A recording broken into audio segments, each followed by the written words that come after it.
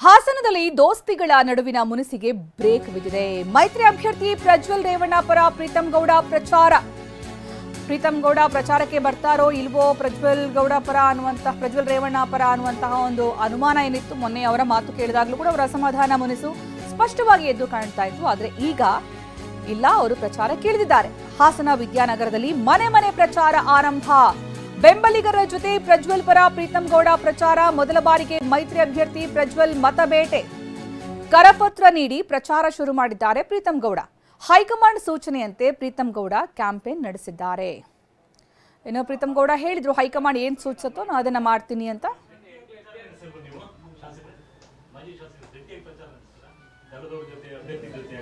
ಈಗ ಇವತ್ತು ಪ್ರಚಾರ ಪ್ರಾರಂಭ ಮಾಡಿದ್ದೀನಿ. ರಾಷ್ಟ್ರೀಯ ನಾಯಕರು ಮೋದಿ ಸಾಹೇಬರು ಸೇರಿದಂತೆ ಅಮಿತ್ ಶಾ ಸಾಹೇಬರು ಸೇರಿದಂತೆ 40 ಜನರ ಸ್ಟಾರ್ ಕ್ಯಾಂಪೇನರ್ ಪಟ್ಟಿಯನ್ನು ಕೊಟ್ಟಿದ್ದಾರೆ. ರಾಜ್ಯದಿಂದ 23 ಜನ ಇದ್ದೀವಿ. ನನಗೂ ಕೂಡ ಜವಾಬ್ದಾರಿ ಇದೆ. ಇಡೀ ರಾಜ್ಯದಲ್ಲಿ 28 ಲೋಕಸಭಾ ಕ್ಷೇತ್ರದಲ್ಲಿ ಕಾರ್ಯಕರ್ತರ ಅಪೇಕ್ಷೆ ಇದೆ. ನಮ್ಮ ನಾಯಕರ ಸೂಚನೆ ಇದೆ. ನಾನು ಎಲ್ಲ ಕಡೆ ಪ್ರಚಾರ ಮಾಡಬೇಕು ಅಂತೇಳಿ ಹೇಳಿ ಪ್ರತಿಯೊಬ್ಬರು ಕೂಡ ಜಂಟಿ ಪ್ರಚಾರ ಮಾಡಿ ಸಾಧನೆ ಮಾಡೋದಕ್ಕಿಂತ ನಮ್ಮ ಬೂತಲ್ಲಿ ನಾನು ಇಬ್ಬರು ಶಾಸಕರು, ನಮ್ಮ ಹಾಸನ ಲೋಕಸಭಾ ಕ್ಷೇತ್ರಕ್ಕೆ ಬರೋಂಥ ಇಬ್ಬರು ಶಾಸಕರು, ಮಾಜಿ ಶಾಸಕರುಗಳಿಗೂ ಕೂಡ ಈ ಮೂಲಕ ನಾನು ಮನವಿಯನ್ನು ಮಾಡ್ತೀನಿ. ಇಡೀ ಲೋಕಸಭಾ ಕ್ಷೇತ್ರ ಸುತ್ತ ಅವಶ್ಯಕತೆ ಇಲ್ಲ, ಮೊದಲು ನಮ್ಮ ಮನೆ ಬೂತನ್ನು ನಾವು ಮಾಡ್ಕೊಳ್ಳೋಣ. ನಮ್ಮದು ಬೂತ್ ಮಟ್ಟದ ಕಾರ್ಯಕರ್ತರು ಗಟ್ಟಿಯಾಗಿದ್ದಾರೆ. ಅವ್ರವ್ರ ಕೆಲಸ ಮಾಡಿ ಮೋದಿಯವ್ರ ಸಾಧನೆ ತಿಳಿಸೋಂಥ ಕೆಲಸ ಮಾಡಿ.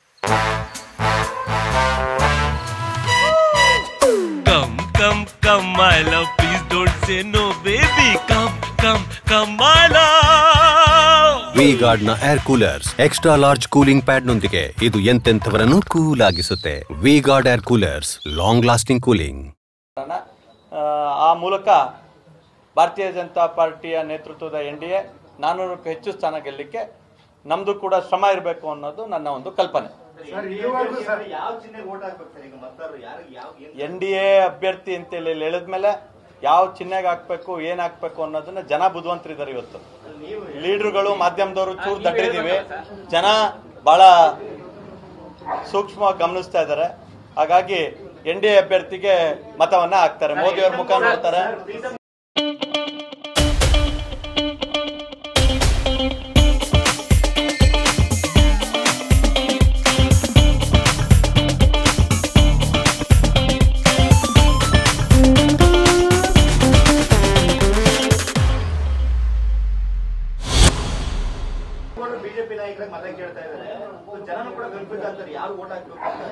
ಅದನ್ನ ನಮ್ಮ ಕಾರ್ಯಕರ್ತರು ತಿಳಿಸಿ ಹೇಳ್ತಾರೆ. ಹೇಳೋಣ ಸರ್, ಈಗ ನೀವಿಬ್ಬರಿಗೂ ಸಹ ಪ್ರಜ್ವಲ್ ಹೆಸರನ್ನು NDA ಅಭ್ಯರ್ಥಿ ಆಗಿರುವಂತಹ ಪ್ರಜ್ವಲ್ ರೇವಣ್ಣ ಅವರಿಗಾಗ್ಲಿ ಮತ ಹಾಕಿ ಅಂತನಾಗ್ಲಿ JDS ನಾವು ಜೊತೆ ಇದ್ದೀವಿ, ಎಲ್ಲೂ ಸಹ ನೀವು ಮಾತನ್ನು ಹೇಳೋದಿಲ್ಲ.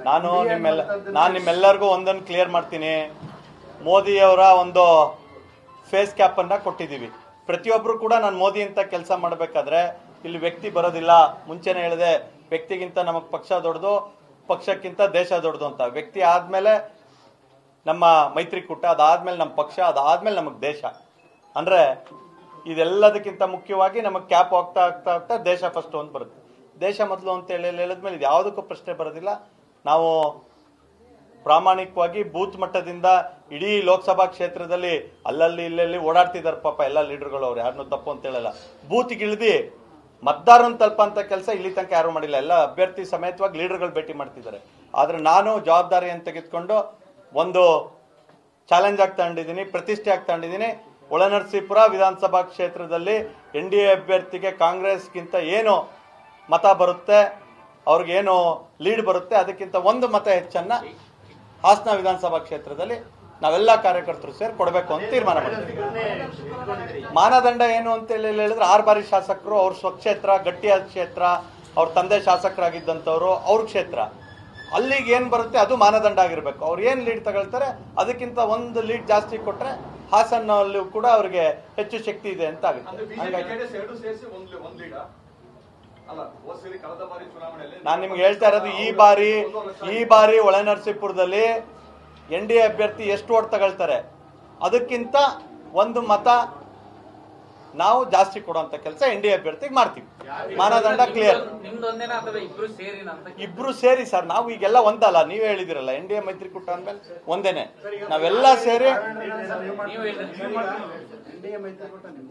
ಸರ್ ನಾನೀಗ ಸೋತಿರೋನು, ಗೆದ್ದಿರೋ ಶಾಸಕರು ಅವ್ರ ಜೊತೆ ಇದ್ದಾರೆ.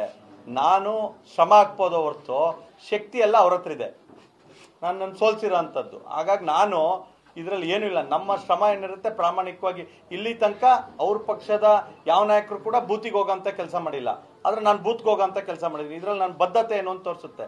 ನಮ್ಮ ಪ್ರತಿಷ್ಠೆ ಆಗಿ ತೆಗೆದುಕೊಂಡಿದ್ದೀವಿ. ಹೊಳೆನರಸೀಪುರ ವಿಧಾನಸಭಾ ಕ್ಷೇತ್ರಕ್ಕೆ ಕಾಂಗ್ರೆಸ್ಗಿಂತ ಎಷ್ಟು ಲೀಡ್ ಜಾಸ್ತಿ ತಗೊಳ್ತಾರೆ ಅದಕ್ಕೆ.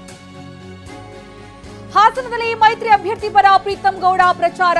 ಕೇಂದ್ರದ ಬಿಜೆಪಿಯ ಸಾಧನೆಯ ಕರಪತ್ರವನ್ನ ಹಂಚಿದ್ದಾರೆ ಪ್ರೀತಂ ಗೌಡ.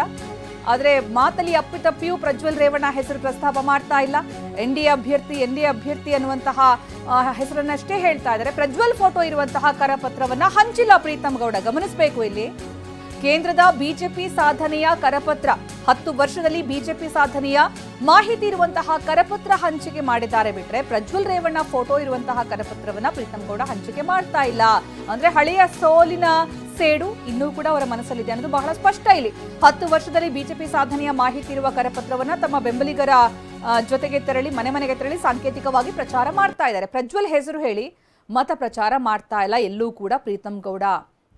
ಹೀಗೆ ಮಾತಾಡ್ತಾ ಒಂದು ಮಾತು ಹೇಳಿದ್ರು, ಅಂದ್ರೆ ನಾನು ಶ್ರಮ ಹಾಕಬಹುದಷ್ಟೇ, ಶಕ್ತಿ ಅವ್ರ ಹತ್ರ ಇದೆ, ನನ್ನನ್ನು ಈ ಹಿಂದೆ ಸೋಲಿಸಿರುವ ಶಕ್ತಿ ಅವರ ಬಳಿ ಇದೆ ಅನ್ನುವಂತಹ ಮಾತನ್ನ ಹೇಳಿದ್ರು. ಅಂದ್ರೆ ಆ ಹಿಂದಿನ ಸೋಲಿನ ನೋವು ಅವ್ರನ್ನ ಎಷ್ಟು ಕಾಡ್ತಾ ಇದೆ ಅನ್ನೋದು ಬಹಳ ಸ್ಪಷ್ಟವಾಗಿ ಅರ್ಥ ಆಗುತ್ತೆ.